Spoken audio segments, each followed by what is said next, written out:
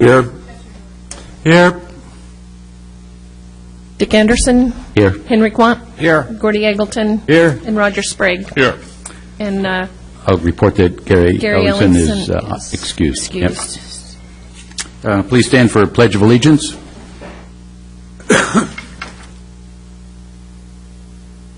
Of the United States, which stands one nation with liberty.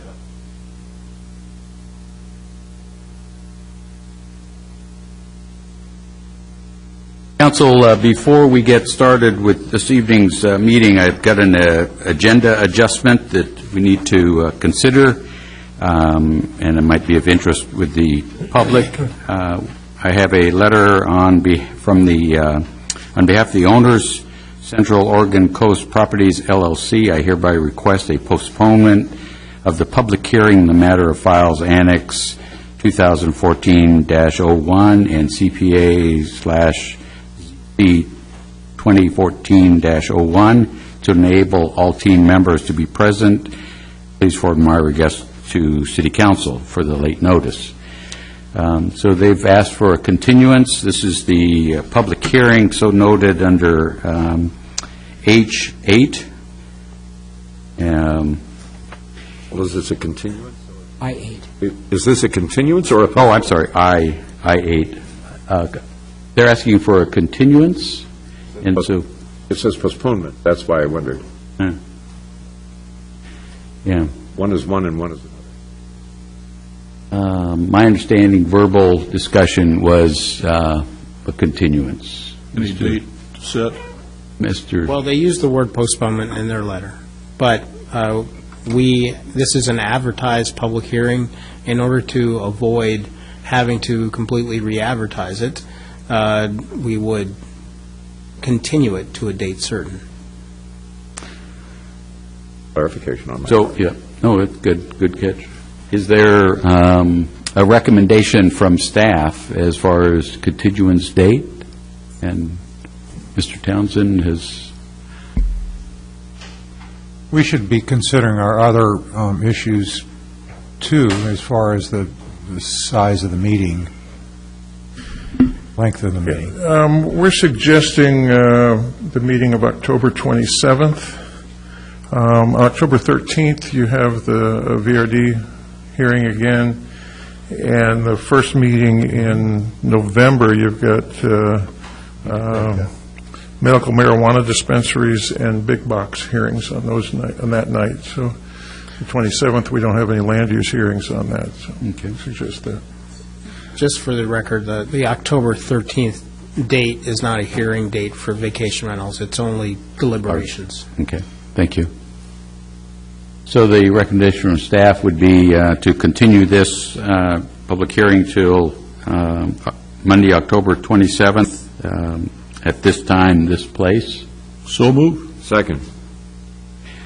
There's a motion with a second. All those in favor, say aye. Aye. Opposed with any nay? Hearing none. And, Your Honor, I guess I'd point out that all interested parties, whether or not they're watching this on TV or in the audience, they feel free to submit written materials because the record's open. That's a good reminder. Yeah, if anybody does have written materials, to continue to submit up to that date. And there's no need to resubmit if you did a similar report or letter or positioning during the planning process, because that's automatically part of the record that is in front of us. So with that, what that really means is that will be removed, or we'll not be having the public hearing tonight. So if you were here for that, we'll send our apologies. The other item I would like to take on the agenda adjustments is simply information for the council on Gary Ellingson, and we've continued to excuse Gary from these meetings. Just for your information, he is under medical treatment and doctor's care, and continue to correspond with him, but he's not been able to attend these meetings. And I don't know if it takes any kind of appropriate action, a medical leave, or just recognition that his absence from these meetings is medical related. I think that at this point, you've been excusing his absences, and I think that's required of you until such time as, he can come back, or if he decides he doesn't want to come back, then he should advise you as such. Right. And he hopes to be back yet this year, so. We need to keep him in our thoughts. Yep. Okay, then, moving on to the agenda, we'll catch up. This is comments from citizens present on agenda, non-agenda items. This is an opportunity for members of the audience to bring to the council's attention any item not listed on the agenda for public hearing or public comments. Comments are limited to 5 minutes per citizen, and the city recorder will use the light system. Speakers may not yield their time to others, and as a general rule, this is not a time for exchange of questions. At the conclusion of this agenda item, a councilor may discuss or raise questions regarding an item presented by a citizen.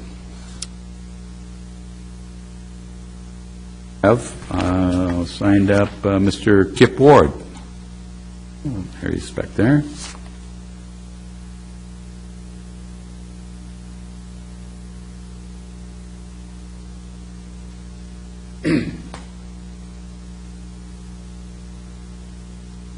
My name is Kip Ward. I reside at 4417 Southwest Highway 101. And I'm present tonight to share a few quick thoughts with you regarding the VCB Director's job search. I've spoken with several people who believe that after 25 years, the VCB very much needs to be reimagined. Things have changed a lot in 25 years, and with the VCB Director's retirement at the end of October, it would be a perfect time for providing fresh perspectives. I believe this and or the next council should take a pause and begin to put into motion an evaluation of our VCB's successes and failures, and to reach out to the hospitality industry for direction and new ideas. It is my hope that this emerging entity will be filled with potential and will take us to new directions. If you too believe that the VCB needs a fresh start, then that begs the question: how do we match a current applicant to a job description that does not yet exist? Truly, we are putting the cart before the horse. I can't understand the rush to hire. This position is vital to the economy of Lincoln City. It is probably the most powerful position next to the city manager. It is more important to take our time to get it right than rushing to get it quick. With that in mind, I would ask the council to encourage Mr. Hawker to employ an interim director for a time while we explore the direction as a community that we wish to take. Also, I would ask two questions, and first is the interviewing and selection committee public information? And also, is there a hotel or motel on the committee?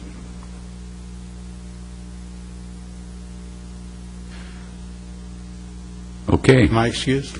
You are. Great. Thank you very much. Thank Good you. points. Thank Thanks you for very answering. much. All right.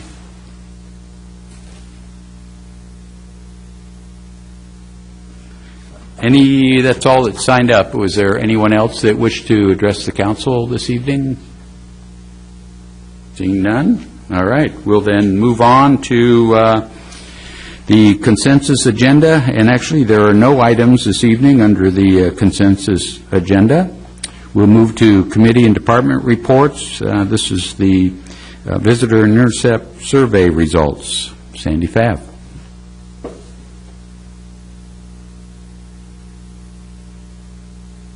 Good evening. Actually, the surveys are more than just an intercept survey. We collected data from several different types of surveys over the period of a little bit over a year. We collected them from people who were already here by way of an exit survey, from some lodging properties as well as other locations in town, including the Glass Studio.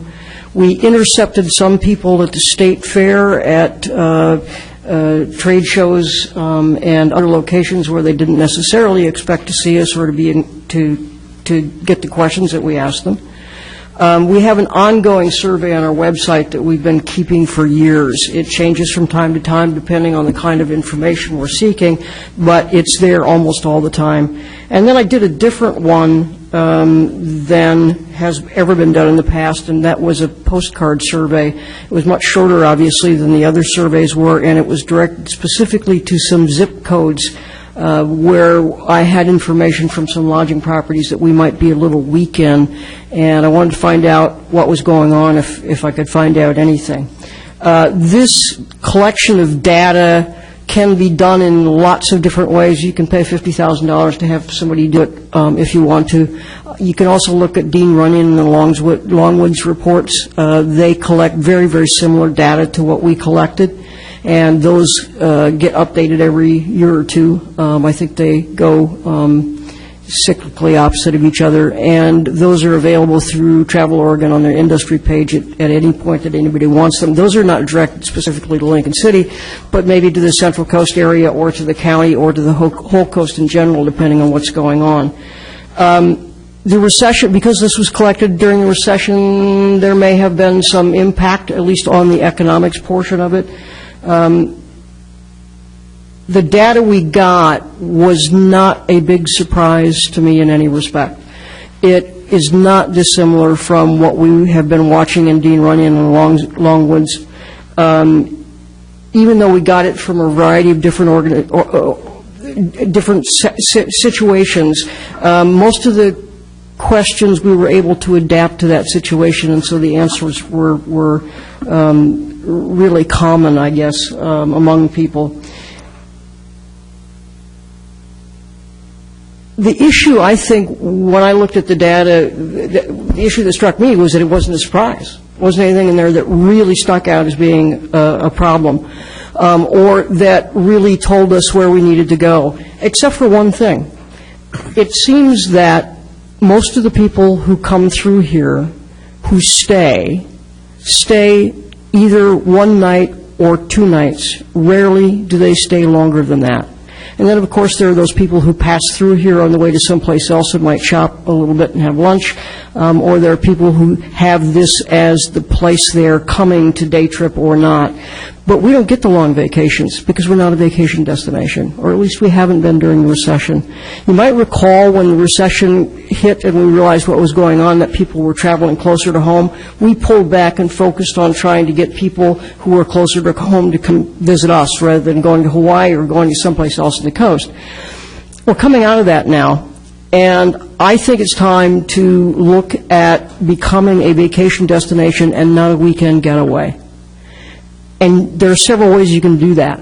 One of the ways you can do that is have more attractions that keep people here for a longer period of time because they have to explore more.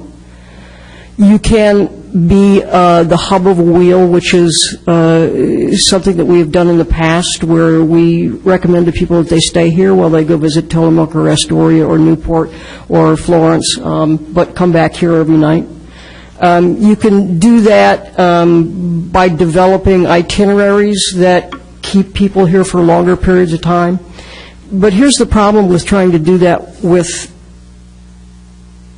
a market whose mindset is getting away for the weekend. Hubs don't matter.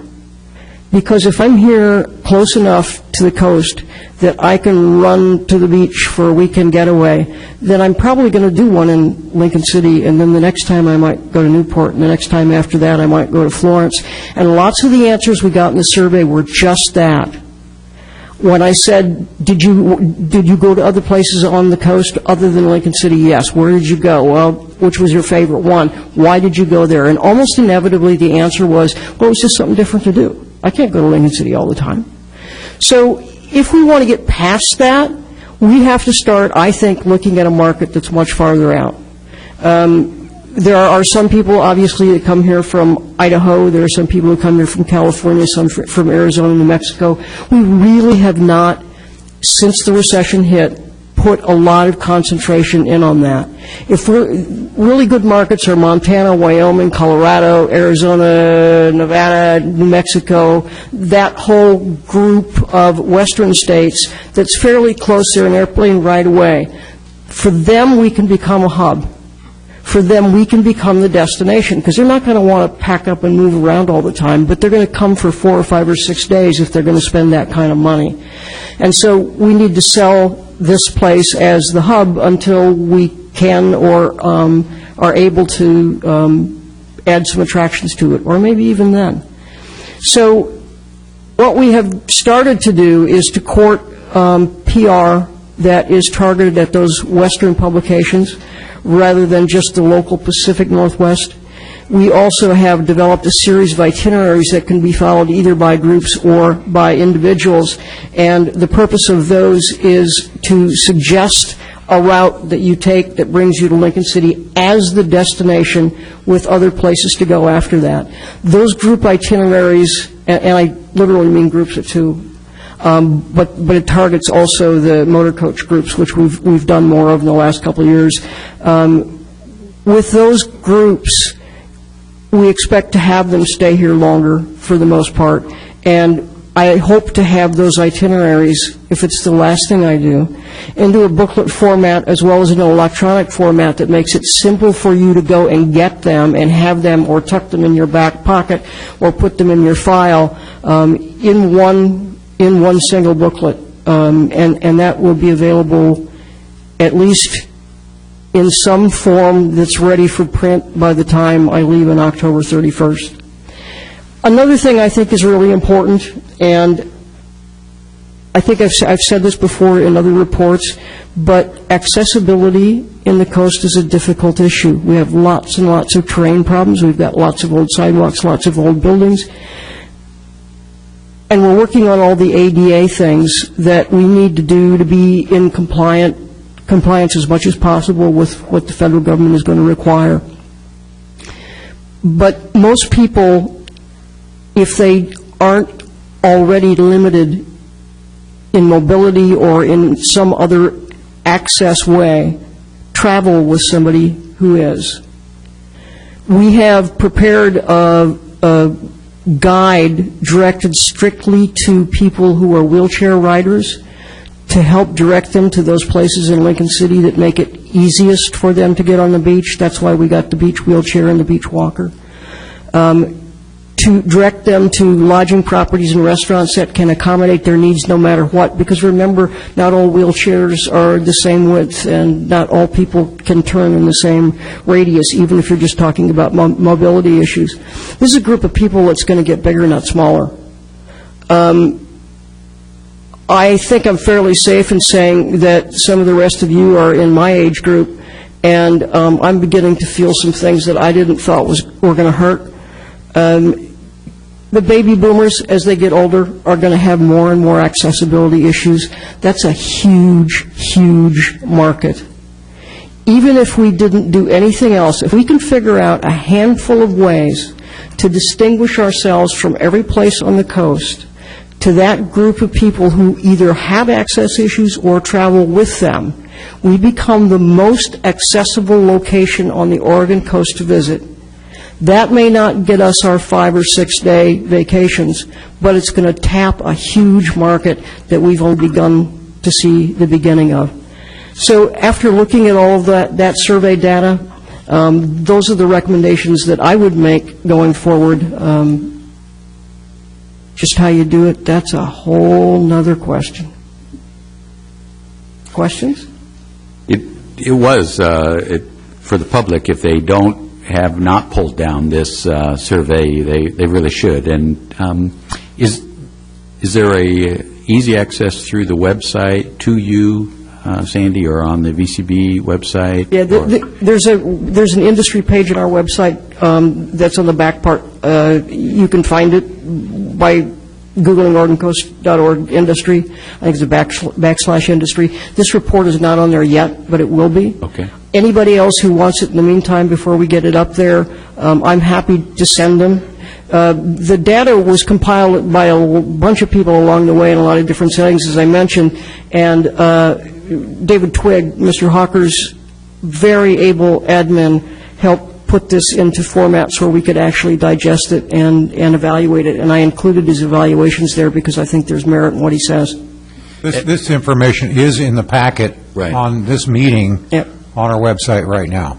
So, yeah, I would encourage people to pull it down. It's lengthy, but it's a lot of information and kind of intriguing information. I found some of the reading to be quite informative. Yeah, you have to remember when you read it where we got it. So the time frame and where we got it. So with the exit survey, you're not going to see day trippers for the most part. You're going to see people say, I stayed a night or 2 nights or 3 nights, because a lot of that came from the lodging properties. So the variations between the various, or among the various surveys, you might take a look at the title first and think about where it came from before you decide what it says. Yeah. Other questions, observations? Mr. Mayor, I would like to echo what Sandy has said. In the 15 years I've been associated with the property that I've been associated with, most of the people have been 2 and 3 nights at a whack. The ones that are long-term, by long-term I mean 5 or more days, are from Spokane Valley, Boise, Montana, Utah, especially in the Salt Lake area. We also have suddenly found pay dirt in Arizona, in the Phoenix area. We have no idea what started it, but we're getting a lot of people from that area. And they've seen it in publications that we have advertised in the hinterlands, and they've picked it up and taken it home.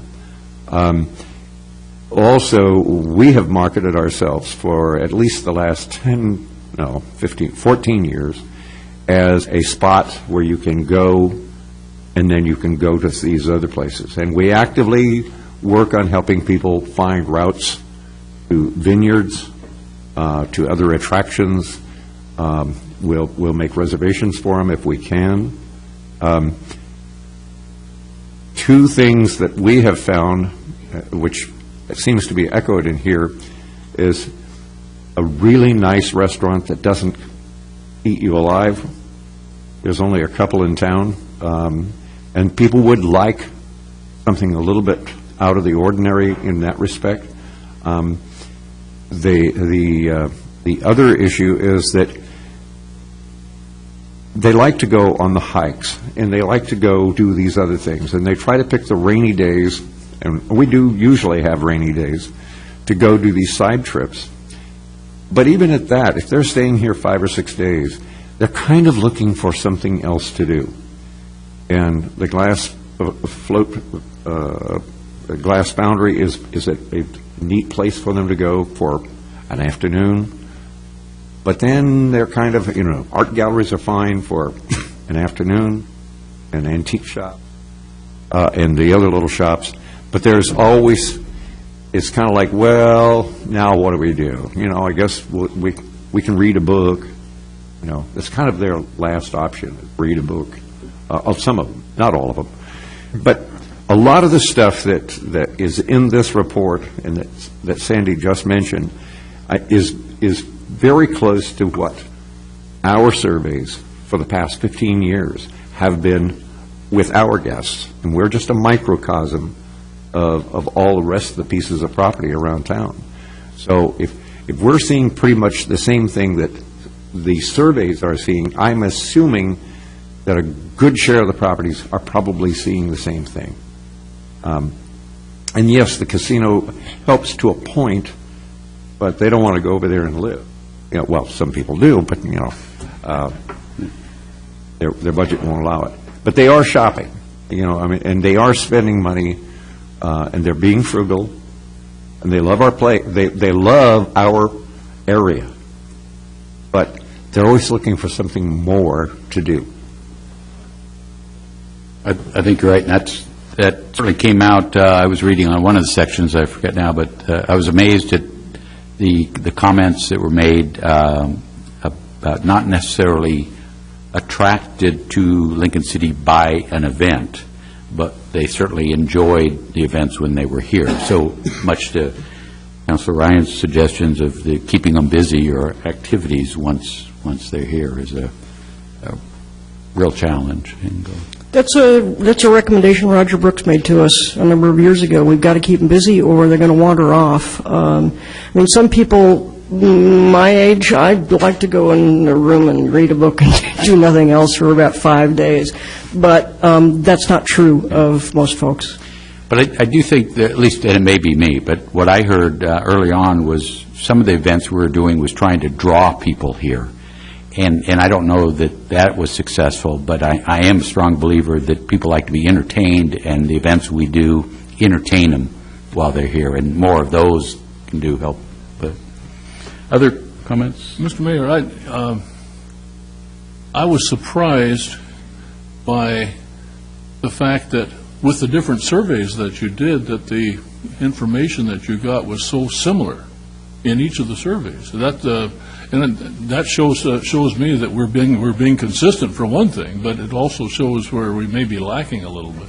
Yeah, and remember that because of the time frame, we were asking of information from a market that's in the Pacific Northwest, and if you went outside of it, you might get something different from it. But yeah, there's an amazing amount of consistency among the various survey results. I was floored by the amount of data that you've got just in our report. Yeah, it really is something people ought to take a look at and yes. Review. For other thoughts, comments? The other is, thank you for pulling this together. Say, as you retire and go on, it's nice to have or be able to hand to somebody at least some current information, relatively current, and some snapshots of what we observed and didn't observe. So I appreciate you, and I hope you'll finish up those itineraries and stuff too. That I promise. I would feel too guilty not to. Okay. Great. Again, I encourage people to look at this stuff. Very helpful. Good. Thank you, Sandy. Thank you. We have then a Community Center Summer Report.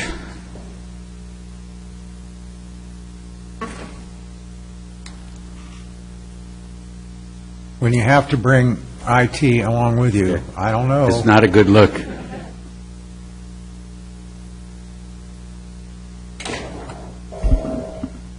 Good evening, Mayor and Council. You know what they say about the best laid plans. So there'll be some bobbing and weaving in this PowerPoint presentation because of conflicting versions. Oh.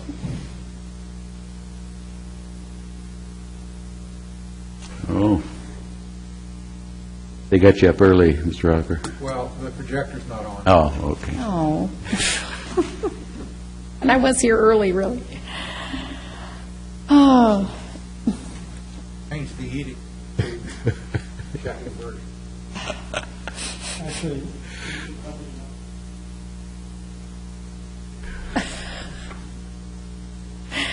I guess he's turning on the projector. We got to turn out the lights. Thank you. So it was interesting hearing Sandy's report because we're seeing some shifts also at the community center, which will become apparent as we go through the slides, especially the slides that aren't there, so I'll have to talk about it. But this is our summer 2014 report. We're just wrapping up, and we've got to do this little doohickey. There we go. We had a lot of activities, of course, going on, and this report covers June 1st through September 1st. This is my first slide. The fonts dropped on this new version of PowerPoint is what happened. Basically, this says the community center revenue. I'm going to back up just so you're looking at something. We were down this summer. Global warming, I'm going to have to come up with a new marketing plan to get people in our building. When it's so beautiful outside, they want to be outside on the beach, and it's definitely having an impact on our business. Community center revenue itself was down 5.2% year over year. We're kind of within the same range as we've been for the last 5 years, give or take, 1 to 5%, but I wasn't too happy to see those numbers, but I think it had a lot to do with the great weather. Our special rec revenue was up 4.3%, and these are our special events, some of which you see on this slide. And our Rec Kids Summer Camp program just had an outstanding summer. Year-over-year revenue for that program was nearly 14%. Those are all the kids you saw walking up and down Highway 101, so that was very successful. These numbers show a lot. Our memberships were down, so I think the locals were the ones out taking advantage of the weather. We don't get that kind of weather very often. Also, the loss of yoga classes definitely had an impact on our membership and our usage. I have not been able to find the same caliber of instructor who offers the same number of classes as our previous instructor, but I'm pounding the pavement trying to fill that gap as we speak. Our drop-ins were up. Swim numbers were up 4%. Fitness numbers were up 11%. Rock wall, 43%. We've really tried to market our rock wall since that's historically been an underutilized part of the community center. So our total drop-ins usage was up 6.3%. And there again are your revenue numbers. Community center as a whole is down, and that includes membership sales, our, swim lessons, room rentals, concessions. Usage by members, you can see the big blue space on that graph. Those are our seniors. And I'm looking at more programming for our seniors because they are definitely a very, very important part of our membership base. Adults are in the orange portion, followed by youth in the smaller portion, and households in the green. And a household is considered 2 adults and 2 children, or 1 adult and 3 children. Swim numbers were great this summer. We had over 7,000 drop-ins use our pool, which is amazing. Fitness numbers were about average. 1,850 people dropped in and used our fitness center, and most of those were adults. Our rock wall was way up with 304 people using the rock wall throughout the summer. And of course, most of those were youngsters, although we had a few brave adults who scaled the wall. These are our swim lessons. We'll go to that one. Our swim lesson numbers were down again, and we had a lot of people in levels 1 and levels 2. We had a lot of private lessons. Private lessons were up 113% over last year, and I think that can be contributed to our new aquatics staff. We have one person in particular, our aquatics lead, Colin Perkins, is a phenomenal instructor and is really gaining a reputation as being a great one-on-one instructor for adults and children. So he has filled the gap with a lot of private lessons. I'm looking forward to our next Olympic year, which will be in 2016, and hopefully we'll have great swim lesson numbers then. Concessions, I just thought these were fun figures to put out. We had 419 people come and take showers at the pool. We sold 288 pairs of goggles. This next one is fun. Even though we don't have a ping pong table, we still have a vending machine full of ping pong balls, and we sold almost 300 ping pong balls over the summer. So go figure. I know the kids have fun with them. I won't tell you what the adults do with them. Oh. It involves beer. Out of the community center, of course. And little things like towels, swim caps, swim diapers. And I think this is an opportunity for us to, bump up these sales as well. There's not a lot of places in Lincoln City where you can find a swim cap or a swimsuit or nose plugs or ear plugs. So we try to keep our shelves full, and we usually make between 13% and 20% profit off of these items. So it's a nice little revenue source. Our very successful recreation programs this summer included Touch a Truck, where we had 15 vendors and about 300 adults and children visit.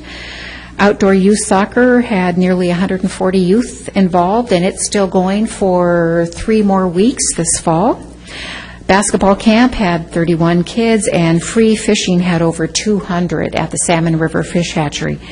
That program, we've partnered now with Oregon Department of Fish and Wildlife at the hatchery, and has really taken off and becoming very, very successful. Our Ocean's Edge 5K, which was held in mid-July, right after the 4th of July, had 136 runners and walkers. And then our annual sprint triathlon was, I won't say it was a dud, because the people who came really enjoyed it, but due to a combination of events, our numbers were very low, only 22 participants. First was the lack of being able to swim in Devil's Lake, so we had our swim in the pool instead. And then a large running company initiated a new triathlon in Sweet Home a couple of years ago. And, you know, it's like David versus Goliath. They have the numbers, they have the advertising, you know, campaign. They have the reach to draw a lot more people than we can. So we're looking at our event. Next year will be the 25th annual, and so we're looking at possibly a different weekend in September, still holding it in the pool, but really focusing on that new venue, on showcasing the community center, and on bringing in probably a lot of new triathletes. But that's all plans in the works. We hope to keep it alive. And if we find out it's an event that needs to go away, that's what will happen. But we'd like to give it one more try. The people who did participate this year really enjoyed the swimming venue. They enjoyed having the hot tub after the race, and they enjoyed the new course.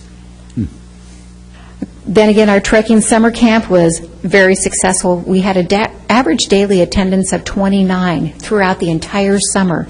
In past years, we've seen a drop-off in August as people, you know, go on last-minute vacations, get ready for school. This year, we didn't see that. They were busy all summer long. And I think one of the most memorable trips involved the large picture on the upper right-hand corner, a visit to City Hall, where the city staff just outdid themselves welcoming the children and the trekking camp staff. Then, of course, our summer wrapped up with the annual dog swim, which was on Sunday, September 7th. I know the mayor was there with Lincoln. We had roughly 60 dogs. It's hard to count when they're all running around the deck. About 100 humans, and you can see up on the balcony we had quite a few spectators as well. We gathered almost 200 pounds of food and a handful of cash for the Lincoln County Animal Shelter, and they sent the animal control officer to pick it up, and they were very appreciative with that donation. So thanks to everyone who came and donated. The ways we've marketed this summer has included Facebook, and also we're getting familiar with Twitter. We have over 1,100 likes now, and interesting, most of them are female. We put a lot of photos on Facebook, and that's what seems to generate a lot of interest. We do get photo releases from all the kids and adults that we post, and they just like seeing their pictures there, and of course families, friends, grandparents, they all like to see the photos as well. We do standard advertising in radio, hotel guides, the newspaper, on the new internet websites, and those have all been successful. And then I'm keeping my fingers crossed someday for a highway sign, but that's in the future still. Our fall pool closure began on September 15th, right after the dog swim. This year, we resurfaced the floors in the locker rooms and family changing rooms. We acid washed, regrouted, and replaced some tiles inside the pool. We always service the chlorine injectors and boilers during our shutdown, and then we just scrub, clean, wash, paint, you name it, we do it. So this is a before picture of our locker room floors. This is after. It was a phenomenal job done by Alternative Surfaces of Portland, Oregon, and they are beautiful. This is before the benches were reinstalled in the locker room, and once the benches were in, and the finished product was just night and day from what they were before. If you get a chance, come down and see them. I worked yesterday and today customers opening the locker room doors and hearing the "ooh" when they walked in the room. The pool looks phenomenal, especially after the acid washing and regrouting. It just shines. And we reopened yesterday, a day early. The water temperatures were a little on the cool side yesterday and today, but they're coming up. They should be up to our normal temperatures by tomorrow. We do also, I put in there a picture of the new lift. We now have aquatic lifts set in the concrete for each of our pools, the small pool, the main pool, and the hot tub. And those are used daily. It's really a great asset for our facility to have those at the pool. They're a requirement by the ADA laws, but it's a great asset. Coming up this fall, we're already taking registrations for youth volleyball, indoor soccer, youth basketball. Our Rec Kids After program started up the very first day of school. We have fully staffed, and we are averaging between 20 and 25 children with that program already. Our fall swim lessons start next week. We have some fun things in the pool, including our fall free-for-all. The Oregon Swimming Association will be holding their annual fall convention at the Community Center October 3rd through the 5th, and this is the first year they've been to our facility for their convention, so that's kind of a nice thing to happen. The annual Pumpkin Sprint Meet, sponsored by Lincoln City Swim Club, will happen in November, and our Jingle Bell Jog is again slated for December. The summer wrapped up with some nice accolades for Carl McShane, our recreation supervisor. We attended the Oregon Recreation and Parks Association Conference in Seaside, September 8th through the 11th, and I nominated Carl in the Outstanding New Professional category, and he was chosen to receive this award out of the entire state of Oregon. So this is a nice feather in his cap, and I think a nice feather in Lincoln City Recreation's cap, too, to have this kind of recognition by our peers. As part of this awards ceremony, I had to produce a video about Carl and what he does, and so that's what we're going to play right now to wrap up this presentation.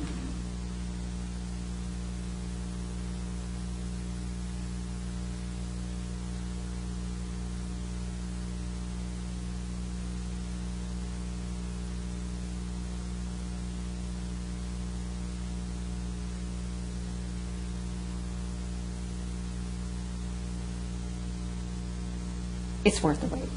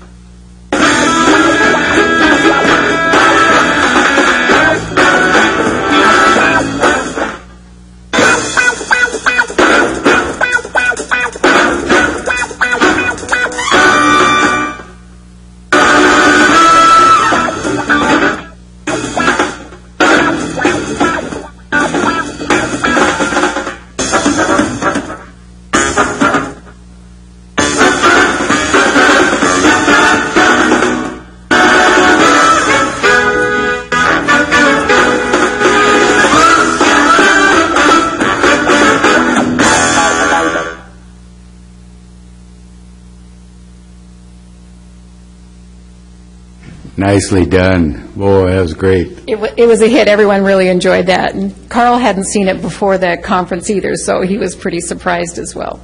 Did that go with the write-up? Yes. Okay. Yes, that was That must have helped. recently in the papers, yes. Yeah. Terrific. So that's all I have. Do you have any questions? Any questions for Gail? It went so fast at the end, I couldn't see who produced that. I did. You did? I did. All right. Very nicely done. Other questions?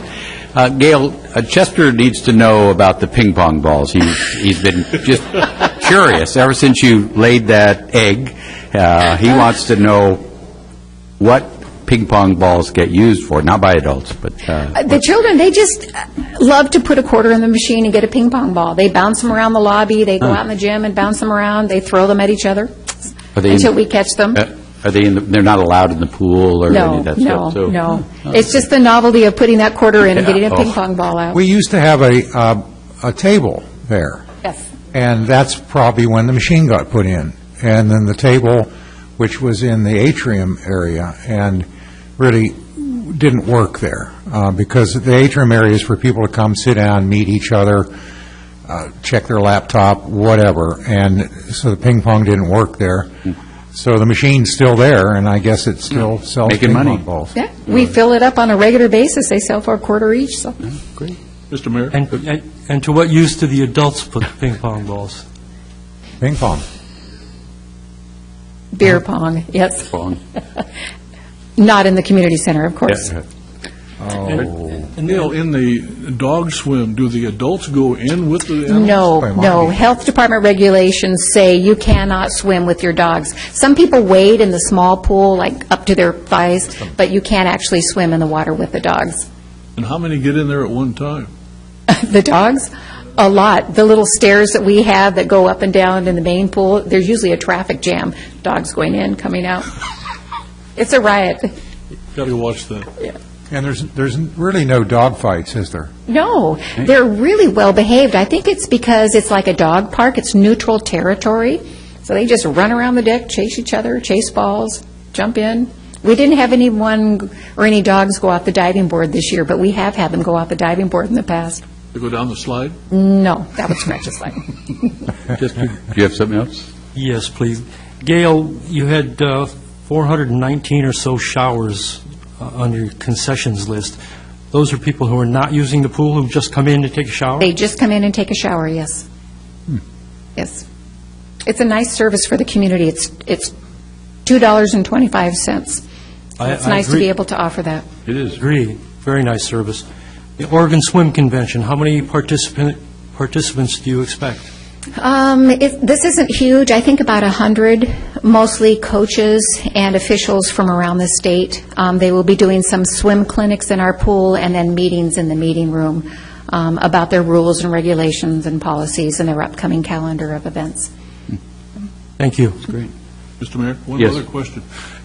With the showers, are they connected, or are you connected with Family Promise, and that's where the showers take place, or not? Do you know? No, we're not connected with Family Promise. If they're doing that somewhere else, then? Yes. We do provide vouchers to the Episcopal Church so that if some of the homeless need showers, they give them our vouchers and they come down and take showers. Not very often, but those are available. Okay, thank you. Great. Thank you very much, Gail. Very right. entertaining and creative. Nice way to make the presentation. Thank you. Thank you very much. Thank Carl for us, or congratulate him for us.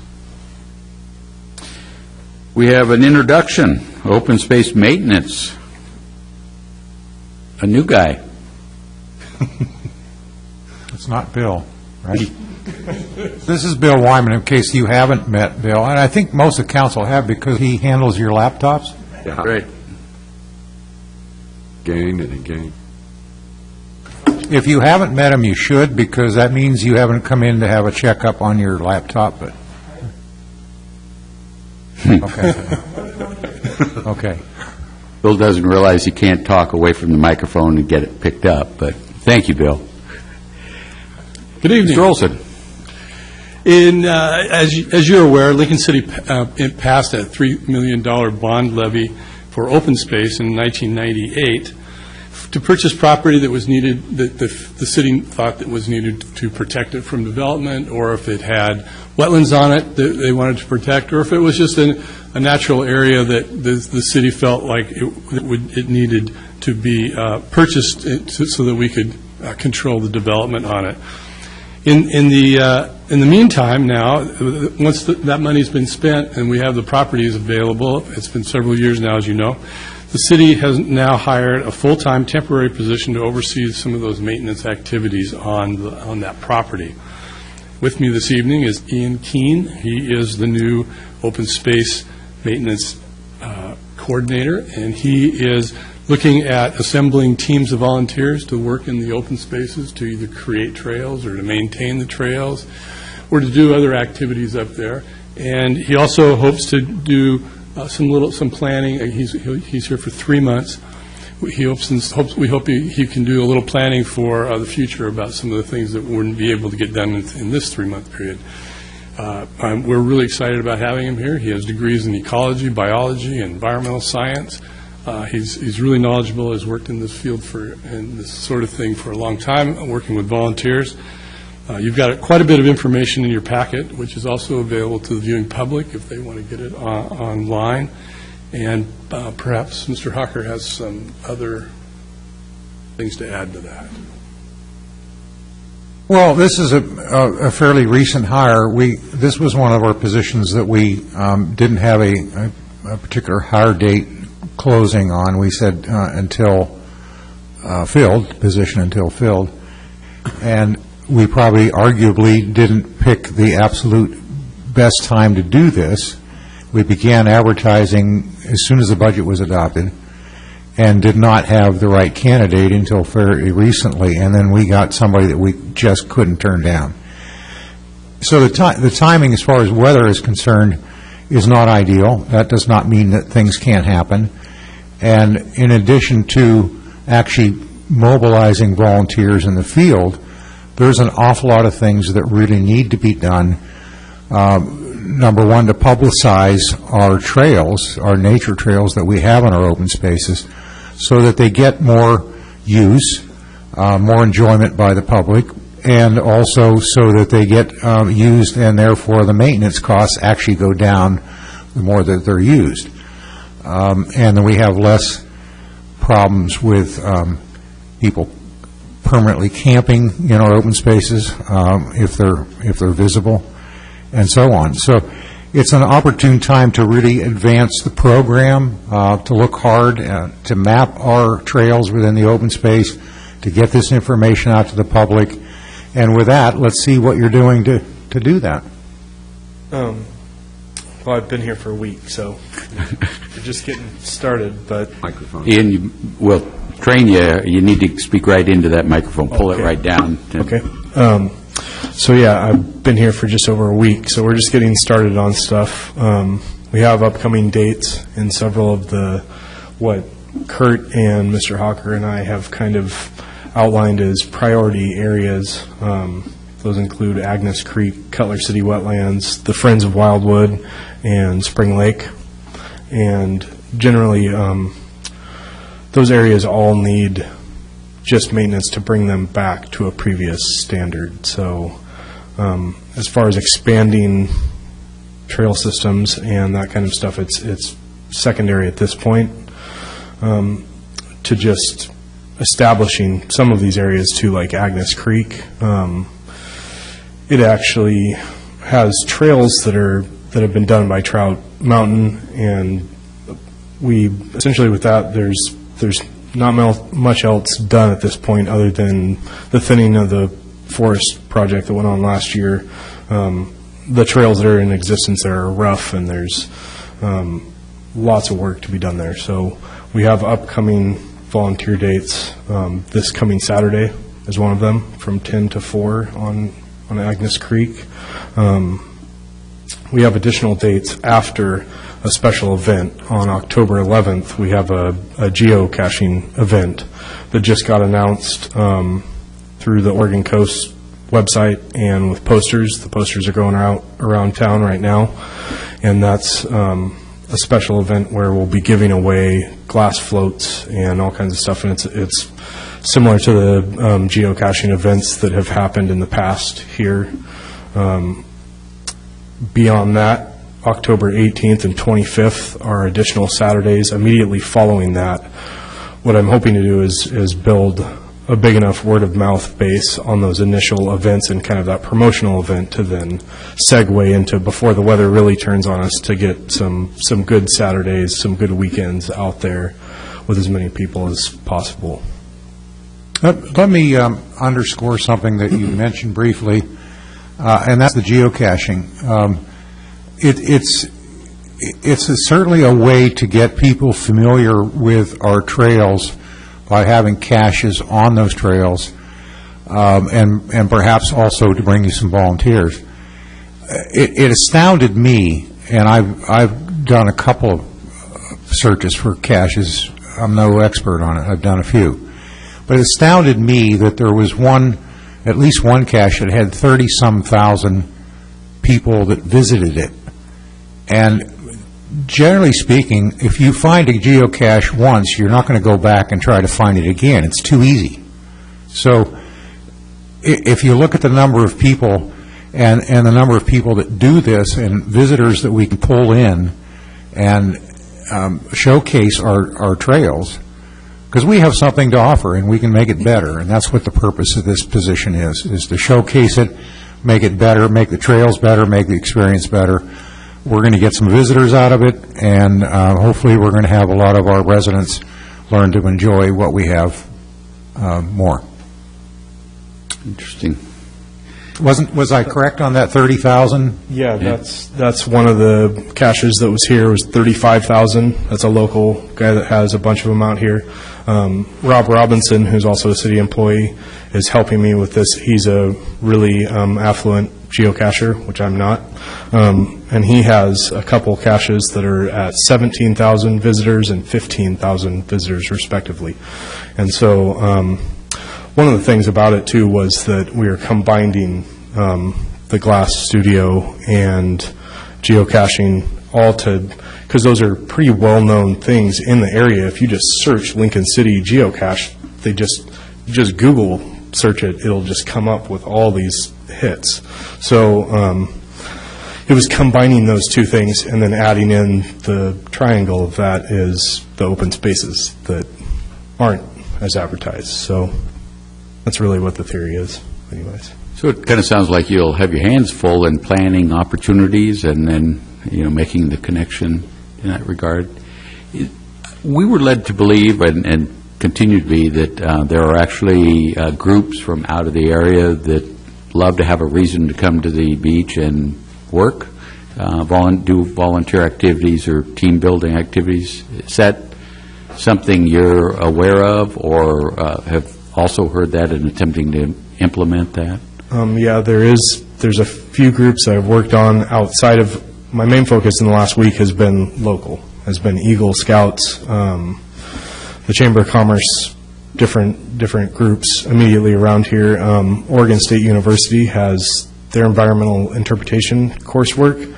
They have graduate students, and I actually took that course at Oregon State. And it's a really good group to get people working on trails and stuff. I actually spoke with one of their representatives at Oregon State, who Deborah referred to me, is coming out next month. And he is a teacher he's not a full professor yet at Oregon State, and then he also works for Greenbelt Conservation. And so he's coming out and doing some volunteer kind of some more expertise stuff of how to get people out in these spaces that have been in existence for this long. So he's a really good source from over there. I think a lot of the students from over there will come in addition, and that's really what my next push is going to be, is expanding out to some of those outlying areas in the valley for sure. How would someone get a hold of you, or if they were searching for things to do, such as these work dates you just provided? Are you yet hooked in electronically to? Yep. iKeene, so IKEENE at lincolncity.org, and 541-996-1224 is the phone number, or you can call the information desk up front at City Hall. Could you go ahead and repeat that again for people that didn't have a pencil handy when you said it? Yep. IKEENE at lincolncity.org, and the phone number is 541-996-1224, and that's my direct line. And is there anything yet or soon to be on the actual website? I'm just thinking volunteer opportunities or something to, if somebody happens to be cruising through that website. That's in the works right now and should be out in the next couple days, Great. along with the Oregon Coast website update. Yeah, So I would think that'd be... there's also, I created a blog spot and a Twitter account for it last week, and that had 100, the blog spot had over 100 users in the first couple days. So it's going to happen quick. It's a new world. There's a world out there we don't know about. Mr. Mayor? Yes. A couple of questions. Or one comment first. That is that when we have the Solve beach cleanup, we have people coming from all over. It's very few locals that actually participate. It's mostly people from out of town. Secondly, we recently acquired the Knoll. Yeah. And it would seem to me that if we could have a project to start developing that trail up to the Knoll, that would be really worthwhile. Okay. Well, this might be a good, throwback to Ian. You were mentioning your priorities, and the first one I heard wasn't building new trails. If you go out and you walk all of them like I have in the last week and a half, I wouldn't call it ill repute, but it's some of them need some maintenance, and there's actually a level of hazard at some of them, and I don't use that word lightly. There's trees overhanging that are being suspended by other trees that could easily come down. Just in general, they need to be, the existing trails that are heavily used is what we've been focusing on because they get used more than the other ones. So remulching those and making them user-friendly before moving on to creating new ones, right? Maintain what you have before you go forward, so. But I think we'll be able to fit in some planning as far as new trails are concerned and some priorities. Certainly one of the priorities that we'd like to see is a way to get from US 101 at the new location the Forest Service is building, the turnoff and parking area that they're building, all the way from there, all the way over to the ocean and up the Knoll and to the ocean. So I'd like to see some planning for that, because those can be not only very enjoyable for our residents, but they will draw visitors. And hiking and nature, and I think as many things as we do good, I think really we can do a better job of taking advantage of the natural environment we live in here. Maybe we take it for granted, but I'll tell you others don't. It's unparalleled beauty here, and this is one opportunity to help our economy at the same time as helping our residents. I should have made that clear about priorities, is that that initial maintenance on some of the existing trails is a priority as far as where I'm putting the volunteer effort up front. And so we've already developed, there's 3 existing Eagle Scout projects that have gone to Kathy Joy, who manages the local troop of Boy Scouts and Eagle Scouts, and those 3 projects are 2 of them are in Agnes Creek and 1 in Cutler City Wetland. And so there is already plans for expansion and stuff. It's just that is after we get the other stuff up to par. That's great. Other question? Chester. Ian, what sort of maintenance do you expect to be done Saturday at Agnes Creek on the trails there, and do people need to bring tools?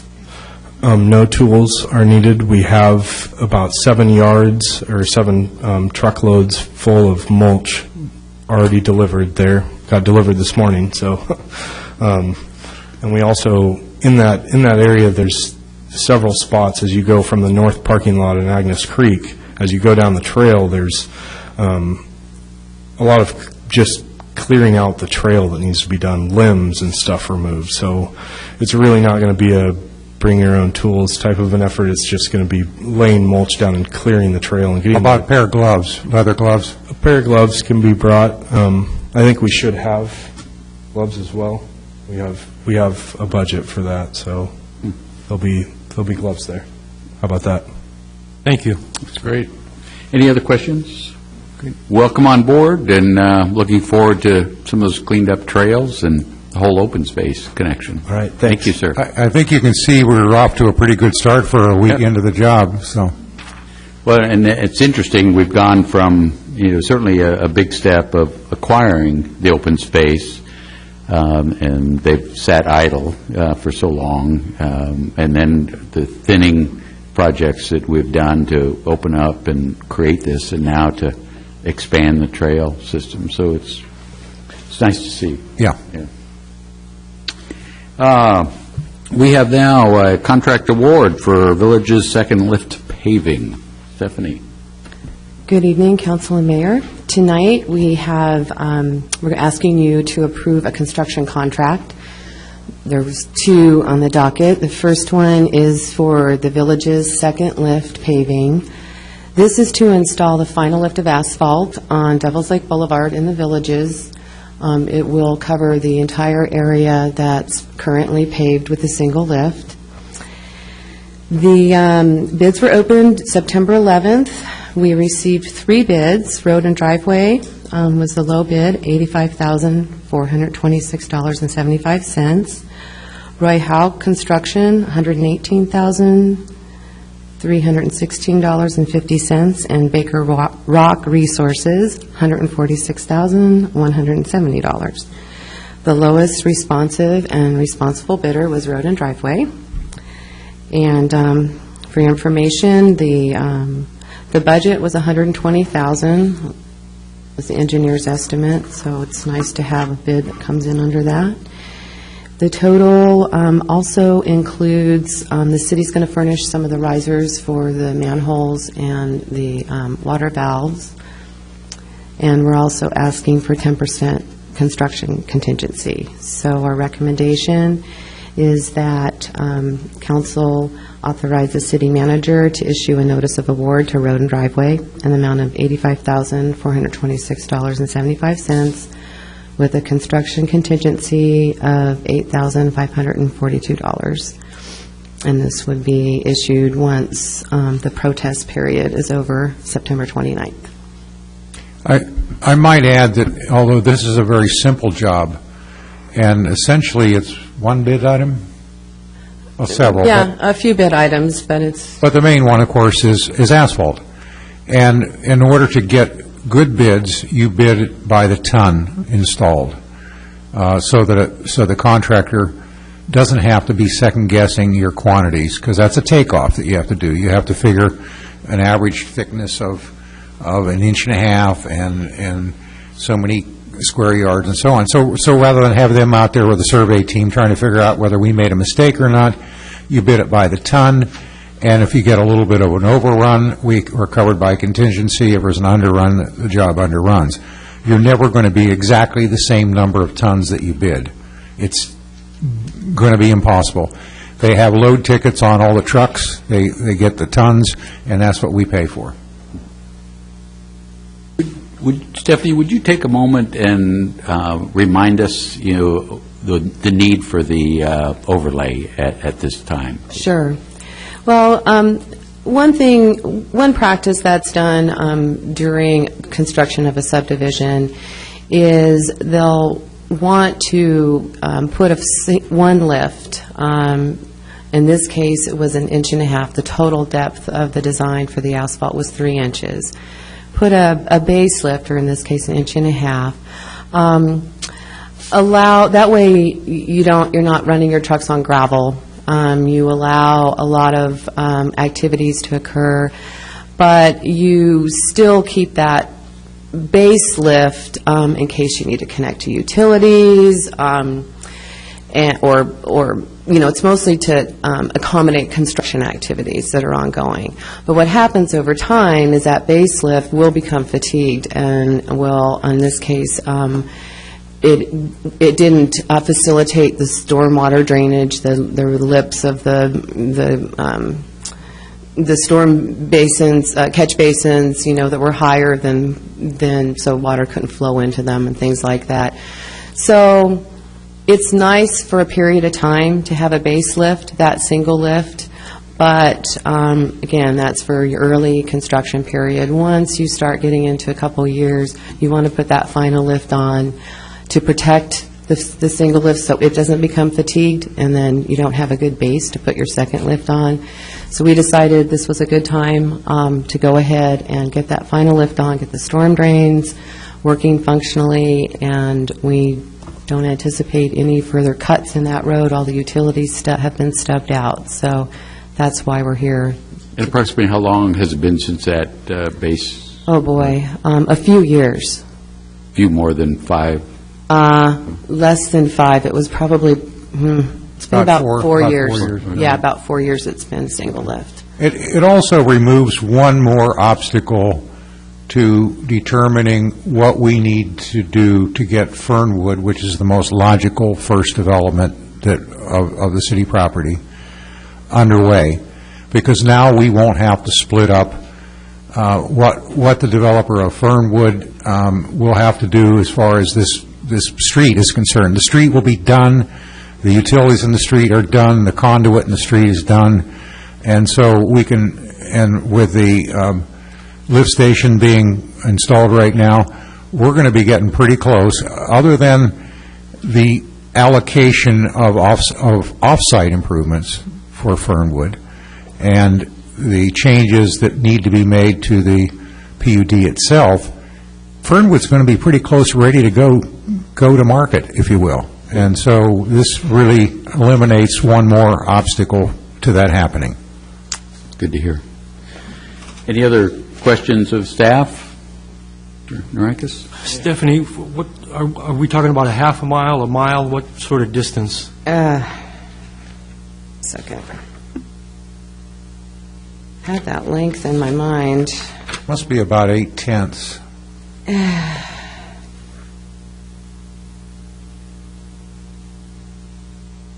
4,000 feet and about 25 feet wide.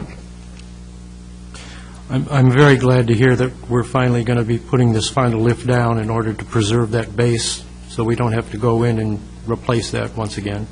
Well, also the drainage system really isn't working right now. The water is running past the inlets, right, and running down to the bottom of the hill. These inlets and the storm sewer system need to be used to keep it flushed out, and it's not being used, and we need to make it work. And this will make it work. Good. That's good news. And do we anticipate this being finished before the rains? Oh, yes. Well, I won't say before any rains, but it'll be finished before the end of this year. They have a 90-day window to complete. Thank you. Stephanie, this is not going to have to be cut up later for water, sewer, electric, all are underground now, right? Correct. All utilities, we've double-checked that we can anticipate at this point are in the pavement. Also included with the water and sewer and storm manhole risers, there's a few Northwest natural valves. We know where all the utilities are, and up to this point at the end of that cul-de-sac, they're all in or on the side of the road, or they're outside of the pavement area. So. Thank you. Roger? Mr. Mayor, I was surprised when I saw the disparity in the amounts of the bids, and I know that Road and Driveway is basically a local company. I'm assuming that Ouch and Baker are probably out of town, and maybe that's the reason they were higher, because of the longer transportation, or am I way off? Well, they were higher per ton, the asphalt, and they, yes, one is in, well, actually both are in Salem, I believe, so there is that travel time, but you know, asphalt, it's so related to the price per ton, and we had over 1,000 tons, that just a couple dollars per ton difference can really change those bids. So Road and Driveway, they had a really good bid. It was lower than our estimate, so, but yeah, that's kind of the nature of asphalt bids. Sometimes they can range widely, again, because of the price per ton. It's so dependent on that number. Okay, thank you. There's a nice way, I would assume, too, for Road and way to end their paving season, too. Nice Yeah. project local. Yes. Any other questions? When is it going to be opened up to the public after the second lift is installed? We're going to have You know, a grand that's a- opening, a ribbon cutting, or something else like this? You know? That's a discussion we need to have, and there's a couple alternatives. One, we can just open it up. It goes nowhere. I mean, it would just be for people that want to see the property or some other reason. It could be connected to Lincoln Palisades. We don't have that is up to Lincoln Palisades to make that connection. We could make a gravel connection. I don't know if if there's an exception in our ordinances that would allow us to do that or not. I would hate to see it opened up without that connection, because I think it would need to have through traffic. I'm very suspicious of a road that serves nobody 0.8 of a mile long into the forest. I'm just real concerned about that without having traffic use it as a means of egress and so on. So I'd like to take a look at maybe a temporary connection to Lincoln Palisades. That's something that council may want to decide, whether to open it up without that connection or to keep it closed, open it more often. Again, the only reason we'd be opening it without that connection is for people to sightsee or use some of the trails. Okay. Thank you. And if we made that gravel connection, Mr. Hawker, that would allow the road to be exposed to traffic, which would be good for that?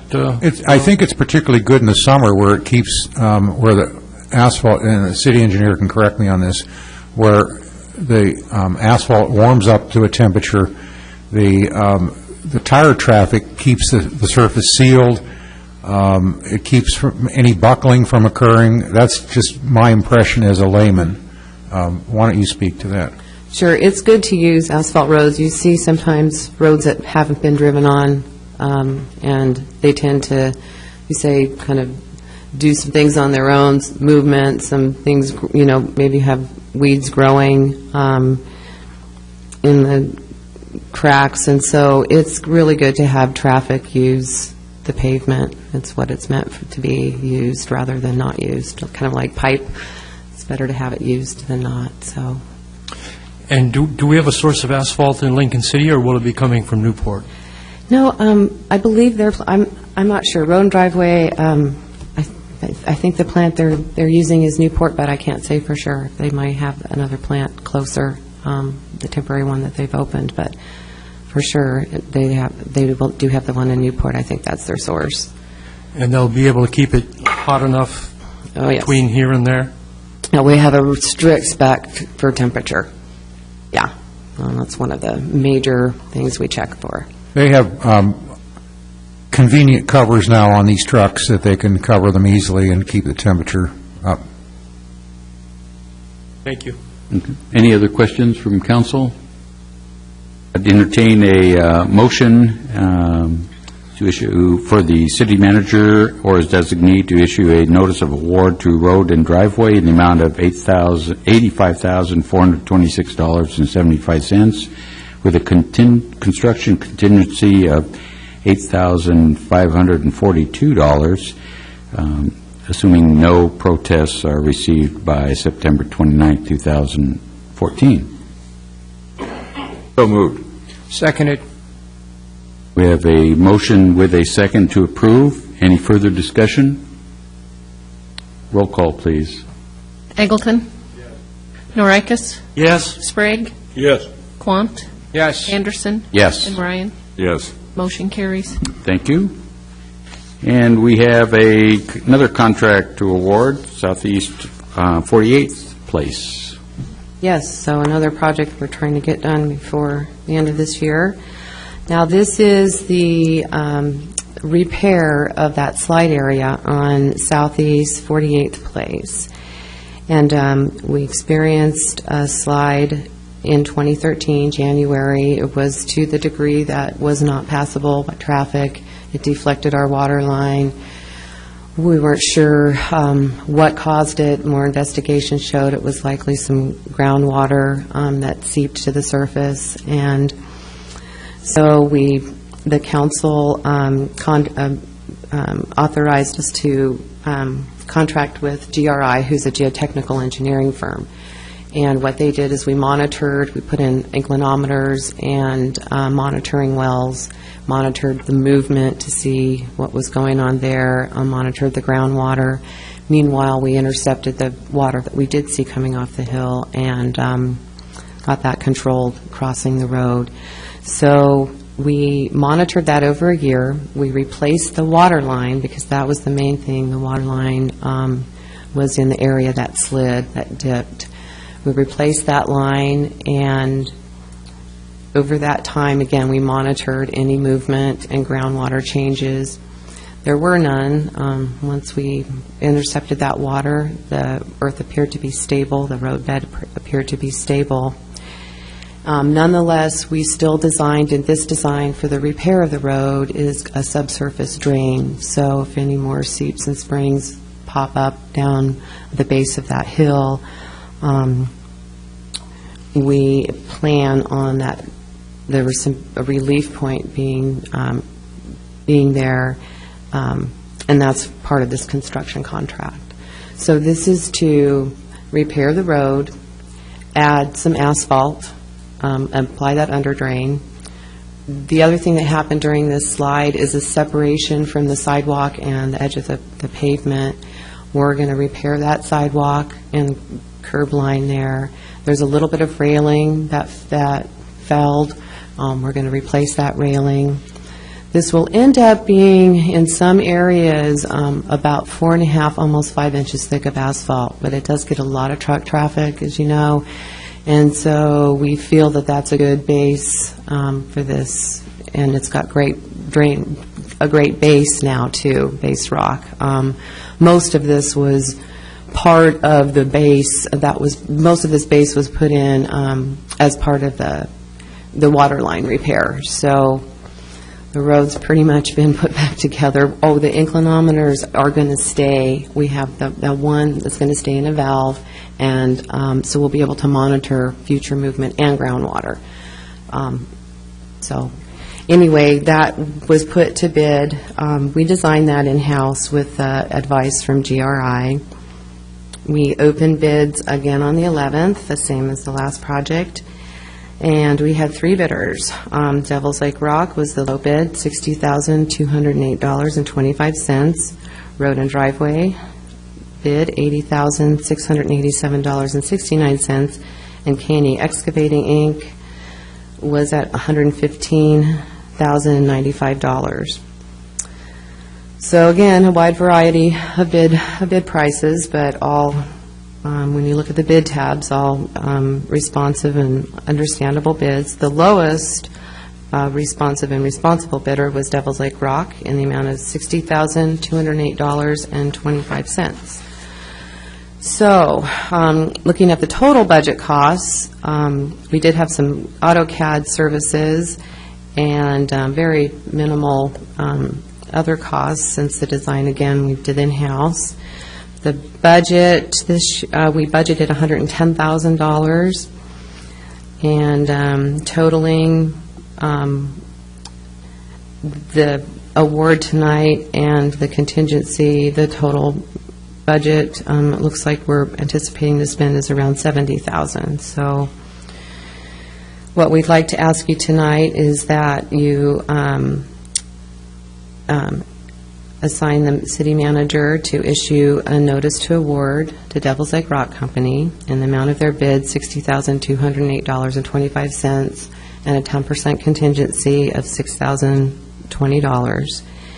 And this is if no protests are received by the protest period September 24th. It's because we sent out the notice. We sent out the notice on this one a little bit earlier, so the protest period actually ends December 24th. Questions from council? And it's certainly encouraging to see a local company win the bid, and these other names are certainly familiar as bidders, but it's always nice to have a local win it. And you answered my question on the protest date, so that takes care of that as well. With that, I'd certainly entertain a motion that recommends that the city manager or his designee issue a notice of award to Devil's Lake Rock Company in the amount of $60,208.25 with a construction contingency of $6,020 if no protests are received by September 24th, 2014. So move. A second. There's a motion with a second. Favor to approve. Any further discussion? May I, Ryan? point of order, you referenced it as $60,208.25. I think you used the word thousand in there twice. Oh, did I? $60,208.25. Yeah. I Thank just you. wanted to clarify that we're Thank not you very spending. much. Yep. Not spending over the... Ooh, yeah. Roll call, please. And the second, who did the second? Who's, did Gordy? Gordy? Okay, I got it. Norikis? Yes. Sprague? Yes. Quant? Yes. Anderson? Yes. Ryan? Yes. And Eggleton? Yes. Motion carries. Great. Thank you. Thank you, Stephanie. And our next item is acceptance of a donated real property. Thank you, Mayor. We've been offered 1.17 acres, property that is zoned residential 7.5. It is really, though, not property that I think can be, or at least should be, developed. It's mostly wetlands, and it has a couple advantages to the city. One, it is really a rich wetland environment for birds and small mammals, and more importantly, I think from a standpoint of actual value to the city, it straddles a major drainage way that drains Bayview, several mobile home parks, the community college property, High School Drive, school properties on High School Drive. A fairly major drainage way runs right through here, and it's also probably our most challenging drainage way. It results in flooding in some mobile home parks on a regular basis. Literally every winter we see flooding there. Not that gets into homes, but gets to your doorstep regularly. It's probably our number one drainage way that needs improvement to cure some of the problems. It right across the road from this, and this is at the intersection of three roads, 51st Street, Schooner Creek, and 48, is it 48th Place that runs through? The three collide, if you will, right there, and this property is at that intersection. It's at the termination of our drainage way, and from there it goes into a culvert that crosses 51st Street, and at the other side there's a tide gate, a floodgate, if you will, that's supposed to close when the tide gets high, and so it doesn't back up into this area and worsen the flooding upstream. It certainly is an area that we're going to have to do some improvement in, and to have this property under our ownership, I think, would remove some obstacles to whatever needs to be done there. Keeping in mind it is a significant wetland, and therefore there's only certain things we can do, but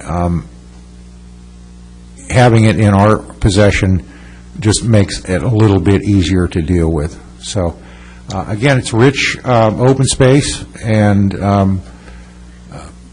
it's quite attractive open space, and it fits the criteria for open space. I don't know that we should zone it open space or not. I think that's a consideration that needs to be done after we decide what improvements, if any, are needed for the drainage.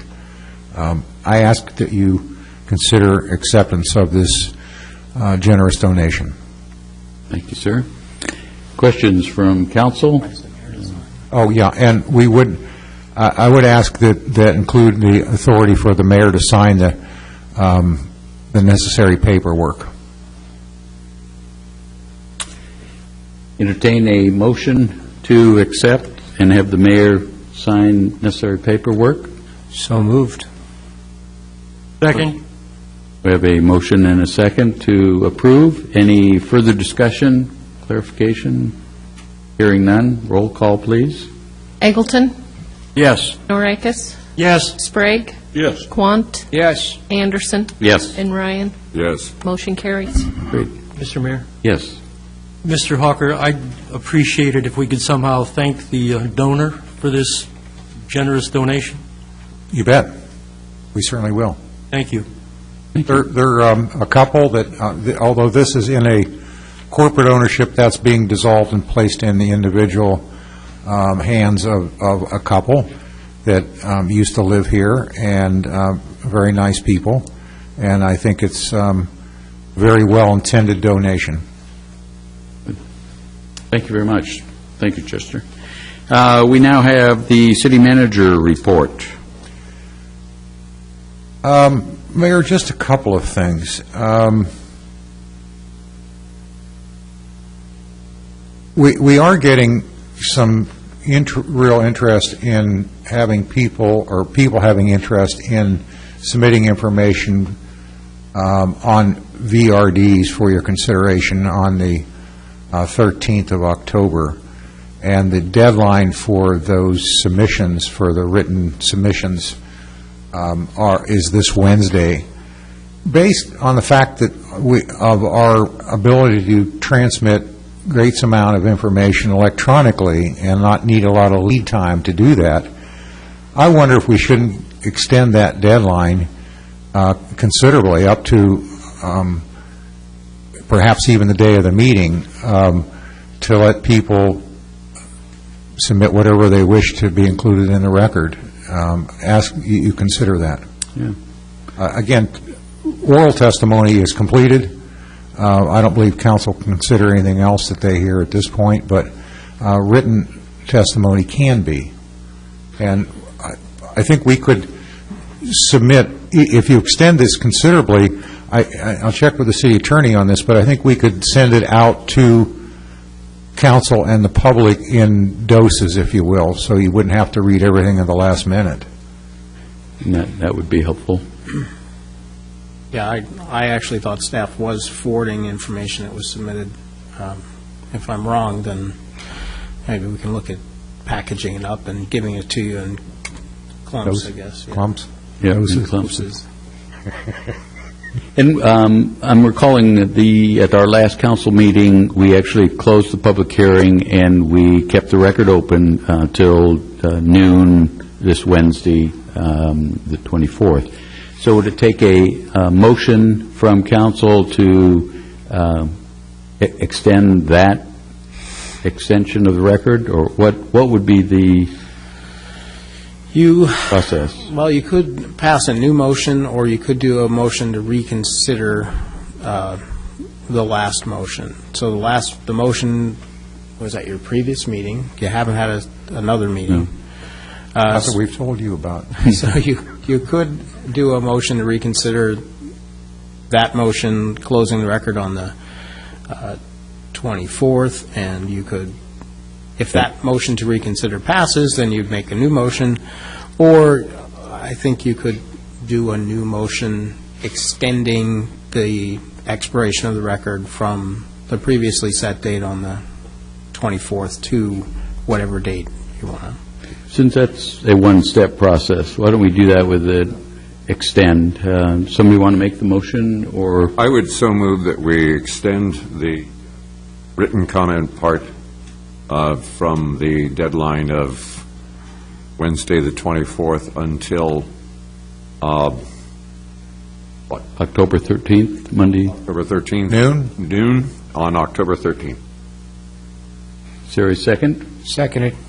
So we have a motion and a second to extend the record for the VRD hearing This is for ordinance 2014-21, 2014-22, and ordinance 2014-23. Okay.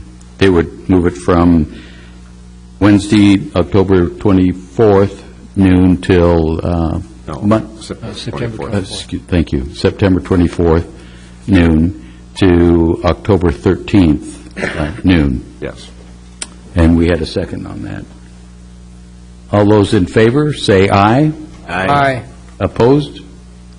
Thank you.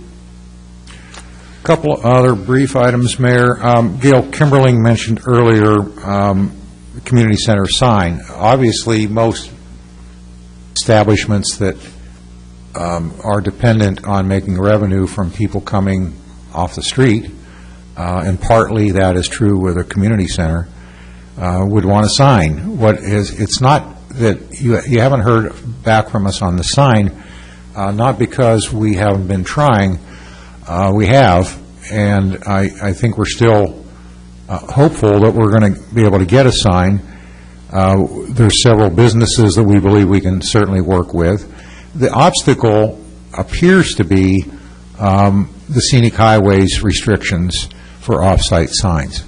And so we're trying to find out from ODOT if there's any latitude that would enable us to deal with this issue. And we'll get back to you, but it's the scenic highways designation makes it generally illegal for an off-site premises sign to exist. And it seems that they close their eyes to that, to a lot of the signs we have right now, but we wouldn't want to count on investing in a new sign to have them decide now is the time to enforce that.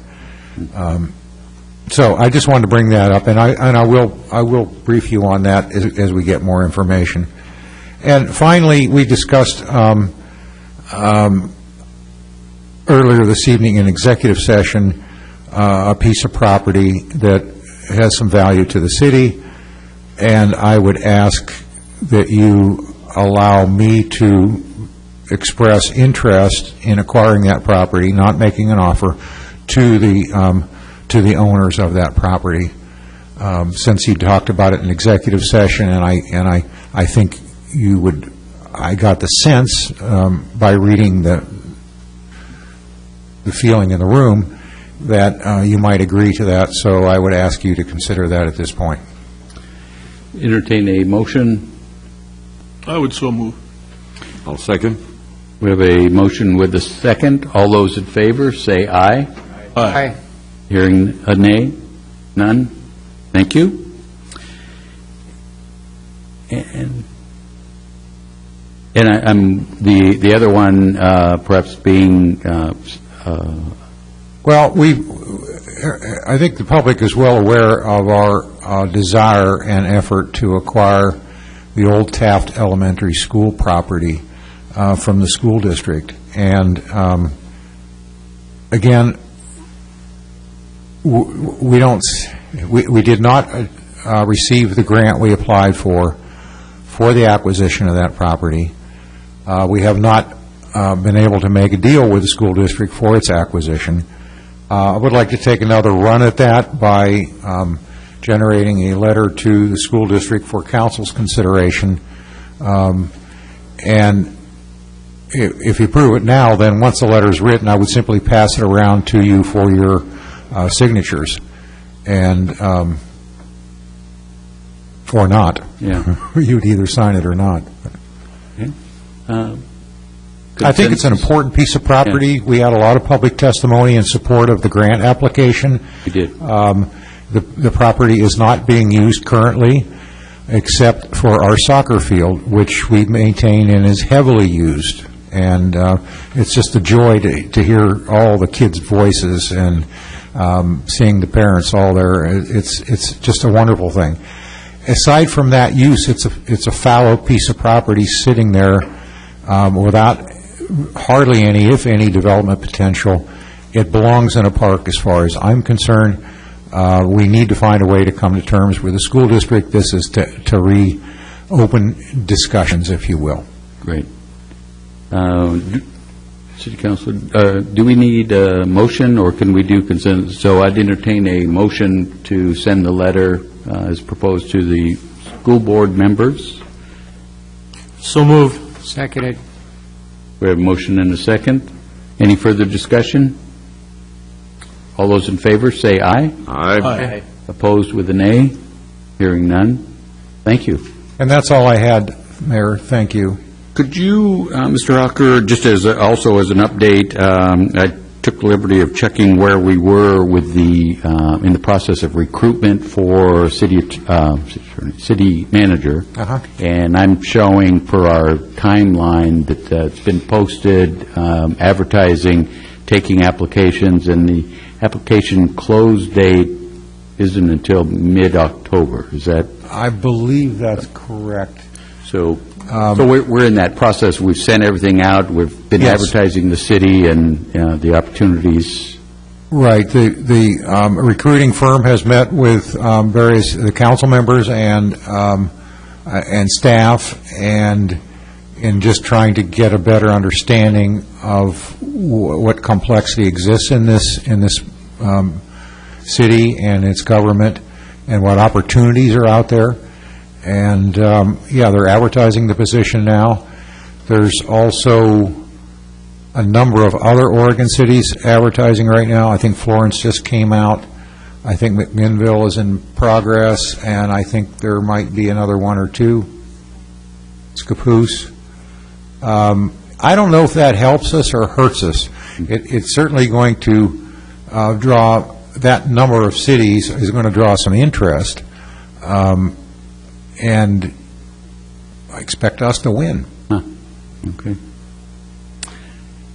I'm thinking, and so you answer no, but there was actually a very nice packet, I thought, that went out, advertising the city and its potential and stuff. Is that available yet, or could it be, should it be? All the information is available on the website of the headhunter, if you will, and you can Google that real quick and come up with it. The name of the firm is Prothman, Prothman, and they have all the recruitments on there that I've mentioned, plus some in Washington. And I think it's fascinating. Well, it was for me fascinating reading when we can all talk about the city and all its benefits and warts and everything else, but to see it actually down in short order in paragraphs is helpful for us all. So, thank you. The last item I had, I guess, can you talk to at all, the earlier public comment, and maybe the same process of where we are with the PCB director? Down to making a decision in the next couple of days.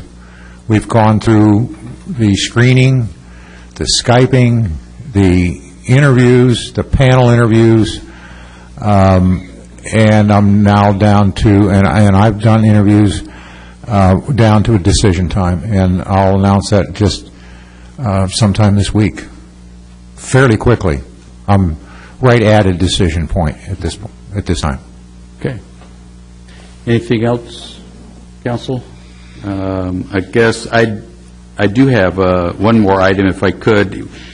For the public, you realize we removed item I-8, the public hearing for the Logan annexation of the Logan project, or Logan Park, and continued that hearing out into the future. I forgot the date. I looked it up, and 27th. Oral notice of a postponement or continuance is generally sufficient. It wasn't actually removed from the agenda. It was postponed and or continued to the date and time certain, and if you do a date and time certain, you avoid the need to re-advertise, and that's what we were looking for. And I was going to ask you to re-announce it simply because people may have tuned in later thinking it was time for the public hearing. Yeah. We've continued that. So one more time, is the October 27th? October 27th at 6 p.m., and this is the Logan Park application for annexation and rezoning of 11 acres. Thank you. And Council, with your indulgence, I'd like to, inform the public. This council conducted a performance evaluation on City Attorney Richard Appicello some time ago and has discussed that evaluation with him. Mr. Appicello was hired on February 19, 2013, and his performance evaluation covered the period from hire date to the end of June 2014. The evaluation was done by having each counselor plus City Manager David Hawker, who's representing staff, complete worksheets covering 8 areas of evaluation. The data from these worksheets were taken into consideration in crafting the performance evaluation by council of Mr. Appicello. With a 1 to 5 point system, with 5 being the highest, Mr. Appicello was given an overall rating of a 4. Obviously, council is pleased with Mr. Appicello's work and his first-year adjustment to a new city, certainly a new council and staff. Council had compliments as well as suggestions to assist in Mr. Appicello's continued development. Council, you may recall that on June 23rd of this year, Council approved a salary range for city attorney position. The range was arrived after reviewing cities with in-house attorneys and looking at their salary relationship to city managers. Mr. Appicello was hired 18 months ago without the benefit of our knowledge of a compensation range for city attorneys. We promised to do a survey and adjust accordingly. Currently, Mr. Appicello's salary is well below the starting salary range that we approved. I would ask you to consider, since we've accepted the range, that we consider salary adjustment into that range. Any discussion? Well, I agree with you, Mr. Mayor, in terms of our being pleased with Mr. Appicello's performance, and I would move that we provide Mr. Appicello with a 12% raise in salary, retroactive to his one-year hiring anniversary of February 19, 2014. This would bring Mr. Appicello's salary to slightly above the starting salary figure of the range we researched and approved at our June 23, 2014 council meeting. Is there a second? Second. We have a motion and a second. Discussion. Roll call, please. Norikis? Yes. Sprague? Yes. Quant? Yes. Anderson? Yes. Ryan? Yes. And Eggleton? Yes. Motion carries. Thank you. And gentlemen, one more piece of business. Council, we have employment contracts with the city manager, David Hawker, and city attorney, Richard Appicello. These contracts call for annual cost of living adjustments, the same as the AFSCME union, a minimum of 2%. The union contract we negotiated 2 years ago called for salary surveys and to make market adjustments accordingly in lieu of a COLA, cost of living adjustment. The salary surveys are in process. However, I do believe we need to accommodate our contract obligation by granting a COLA adjustment of 2% effective August 27, 2014 to Mr. Hawker and Mr. Appicello. Their surveys are not included in the union contract. Mr. Mayor? Yes. I would agree with that. I think we need to comply with the contracts, and I would move that we apply a 2% COLA for both those positions. May I speak to that for a minute, please? Can I take okay. Well, got a motion on the table. But let me second it. Okay. Yeah, we have a motion with a second. Thank you. All right, discussion? There's nothing more that I would like coming up with retirement than to have a salary increase of any amount, because it will apply throughout my retirement. And that said, I think you should wait till the next meeting to see generally what the results of the survey market survey that we're now doing with ASME.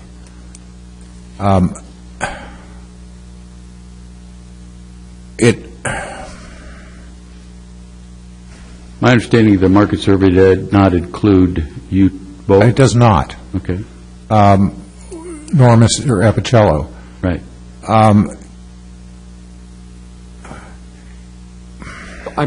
Excuse me, but I think I see the dilemma here. If that market survey is less than that, it looks bad if they get more There you than go. that. Oh. So I kind of agree that perhaps this motion should wait until the next meeting. And I would be glad to second that motion at that meeting, but I don't know if... You have a motion and a second, you might ask the motion maker if he wants to withdraw his motion and withdraw his second. I just think you ought to have that information before you make a decision. I see the dilemma, and I agree with it. I appreciate that. I appreciate My it. only comment would be that, don't we have a contractual obligation on the 2%? And if that's the case, I think we need to honor that. No. You have a contractual obligation to do what you were going to do with ASME and non-represented, and it anticipated an annual cost of living. This year, we don't have a cost of living. Instead, we have a market adjustment. Okay. Okay. Then I'll withdraw my motion. And you could translate, you could look at that market adjustment and say, well, geez, that averages out to 3% or whatever, so let's give these two nice guys a 2%, okay? But what if it's less than that? Okay, what if it's less than that? Okay, so that will set up, and I'm not suggesting that it is, we're looking at that information right now. I think it would set up again, as much as, keep doing things to cut my throat, as much as I would like to see that happen, because there's been a number of years, quite a few years, that I didn't receive a cost of living when everybody else did. I would love to see that. But again, I think you need to be sensitive to the rest of the workforce. Okay. And I would withdraw my second. So Mr. Mayor, we had let me confirm that you did withdraw your motion. And I did withdraw my second. Thank you. Yeah. I just don't see where the city attorney and the city manager are tied to the union contracts. It just seems to me that they're completely separate from any of the other contracts that we have, and They are. And we should be able to work the way we want with our. And you can do that. I just wish you would have the rest of the information before you do. Okay, then I'll go along with that. Yeah. Okay. Well, thank you. And my objective certainly was because I knew we were behind timing on this kind of stuff, and I knew it was in the contract and wanted to. Well, I get that can tell stuff you off the table. idea or the effort is very much appreciated. But again, I'm not yet convinced that can be justified or not. Okay. All right. So, gentlemen, that's all I have. And at this point, then, I'd entertain more comments from the community, citizens present, if there are any. Anyone wish to make an additional comment? Seeing none, comments from council. Mr. Sprague? I would like for us to request staff to take a look at the potential of the mapping for this VRD thing, just to give some consideration to that. I know that there's been talk about sectors, and perhaps we could take one sector and have staff begin looking at that. That was one of the contentious issues that we had during the public hearing, and perhaps that would enable people to feel a little more at ease about the fact that we're going forward with at least looking at that. I'm not suggesting we have to do that or accept anything, but I think we should start the process. Certainly. So to have staff start generating some obvious Potentials. areas, potentials? Sure. Mm-hmm. Okay. Council, okay with that? That's all Anything I have. else? Cody, anything this evening? Okay. Mr. Kwan? November the 4th, election time's coming up. Time to check on your voter registration. Make sure you're registered to vote. Your dress changes, name changes, everything else like that. Get them in now. Got a nice election coming up here. 21 days before election stops, and I don't know what my math is right now. I'll let you know next meeting, though, when the deadline is. I think it's close to tomorrow. No. Yeah, coming up. Oh, No, it's next month. Oh, okay. No, it's next month. That's October, I think October the 12th was the last time I figured it out. Okay. October the 13th. All right. Right after So senior fair. we need registered voters. Mr. Ryan? I have nothing. Gosh. Nothing. Well, I have a couple things, and actually, what I always try to do is look at the calendar of what's coming up between council meetings, and for some reason, we're into like 3 weeks between our next meeting. So roll back and let me read all the things that are going to be going on between now and then that I know you won't want to miss. This weekend, Celebration of Honor at Chinook Winds. And my understanding is they're actually bringing a new wall, or a portion of the wall, that's honoring Oregon veterans killed in action. And the museum has also got in concert with that, Saturday at 2 p.m., a program with veterans and about veterans. So you might want to look at that. Saturday, the 29th, 11 to 2, at the Taft Fire Station is Emergency Preparedness Clinic.